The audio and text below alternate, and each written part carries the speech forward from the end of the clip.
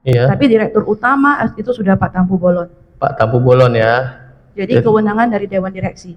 Dari Bu Direksi atau komisaris? Bu? Dewan Direksi. Bisa jelaskan pada tahun 2017 itu komisarisnya siapa, direksinya? 2017 kalau saya tidak salah, saya tidak bisa hafal persisnya.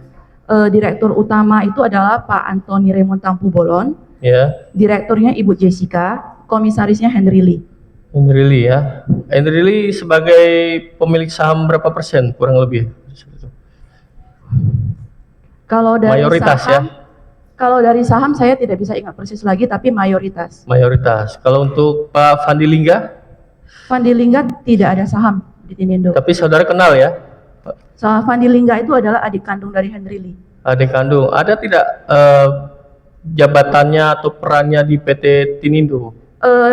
Jadi dari saya masuk di 2010, pada saat itu saya memang diminta sebagai translator bahasa Mandarin. Nah, Pak Fandi itu selalu menemani Bapak sebagai penerjemah Bapak bahasa siapa ini? Henry Lee. Pak Fandi itu selalu menemani Henry Lee itu untuk penerjemah bahasa Inggrisnya.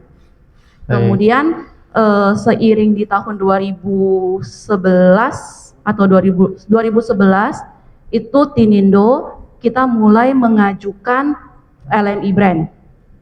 Nah, di situ baru Pak Henry Lee juga mengetahui ternyata saya juga cukup fasih bahasa Inggris. Jadi kalau untuk masalah penjualan sebelumnya itu yang dilibatkan adalah Pak Fandi Lingga. Pak Fandi Lingga ya. Baik. Kemudian kalau peran dari Bapak Tampu Bolon seperti apa? Karena kan sebelumnya sudah kita periksa tuh sebagai saksi. Beliau memang direktur tapi tidak banyak terlibat ya dalam PT Tinindo. Seperti apa? Tanggung jawab sebagai seorang direktur. Jadi kalau Bapak menanyakan seperti itu, saya juga bingung Pak menjawab Bapak peranannya seperti apa. Jadi ya pada umumnya semua juga tahu kan fungsinya direktur itu apa. Apalagi beliau juga seorang SHMH. SHMH. Jadi kalau dibilang beliau tidak paham, tidak mengerti, saya tidak berwenang untuk menjawab buat beliau. Oke, baik. Kemudian kita berlanjut ya terkait dengan kerjasama antara PT Tinindo dengan PT Timah terkait sewa smelter. Bisa jelaskan? Mungkin diceritakan sedikit? Ya, pada saat itu yang saya ingat di pertengahan 2018 memang saya mendapatkan informasi dari Pak Fandi Lingga. Beliau menyampaikan bahwasanya Ros itu PT Timah sedang mencari partner kerjasama. Kenapa Tinindo tidak segera ajukan juga surat? Sehingga saya menyampaikan hal tersebut ke Pak Tampu Bolon selaku direktur. Beliau menyetujui, ya udah ajukan saja surat.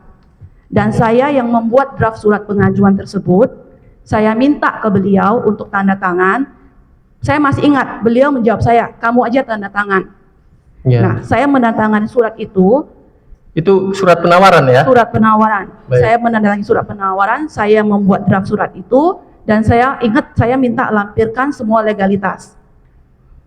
Setelah saya menandatangani surat itu, saya masih karena kan kita selalu punya backup file untuk kantor ya, namanya surat keluar. Saya sampaikan ke Pak Tampu Bolon, beliau masih mengetahui saya ingat, kenapa kamu tanda tangan pakai tanda tangan saya? Karena di surat penawaran itu memang ditulisnya adalah penawaran dari direktur, tanda tangan Tampu Bolon, tapi saya yang mendatangani atas nama beliau.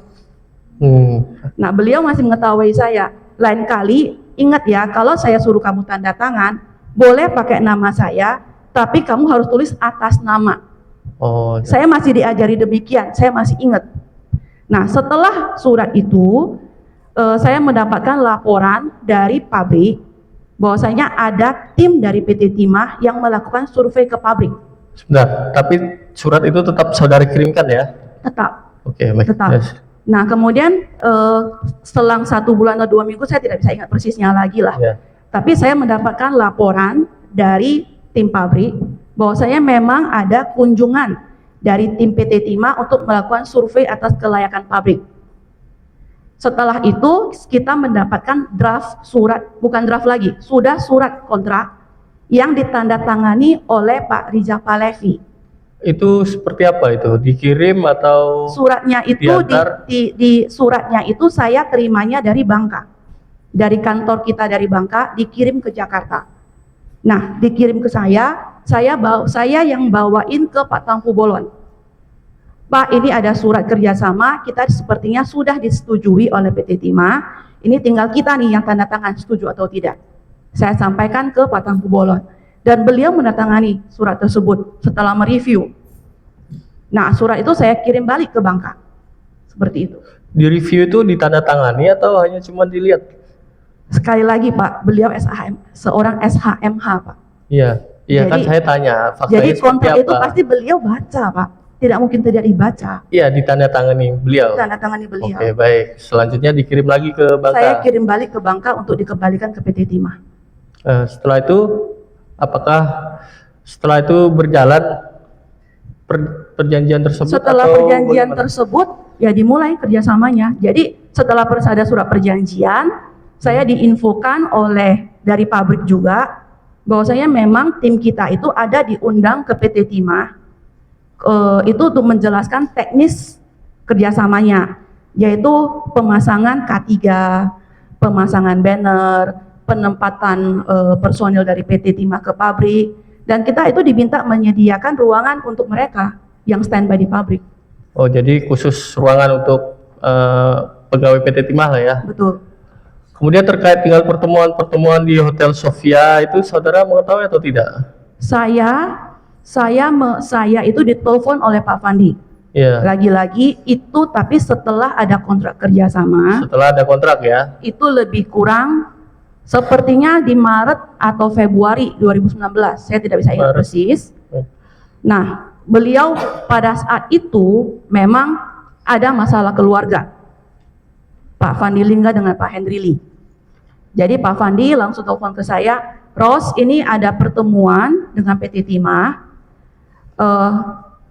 Kamu aturlah, bicarakanlah kalian siapa yang mewakili tim Indo. Setelah mendapatkan info itu, saya juga sampaikan ke direktur. Iya. Nah, dari Pak Tampu Bolon menjawab saya adalah, kamu aja lah, kalau bahasan teknis-teknis gini, udahlah kamu aja yang pergi meeting lah, saya males lah kalau meeting yang teknis. Makanya saya menghadiri pertemuan tersebut. Baik, apa saja yang dibahas pada pertemuan tersebut? Persisnya itu, saya tidak bisa ingat urutannya berapa kali, apa saja. Tapi setiap kali saya ada di pertemuan itu, yang dibahas selalu adalah kesanggupan kita menyelesaikan tol smell itu bulan ini berapa banyak yang bisa diselesaikan. Kedua, pembahasan adalah penyesuaian harga. Berapa kali saudara menghadiri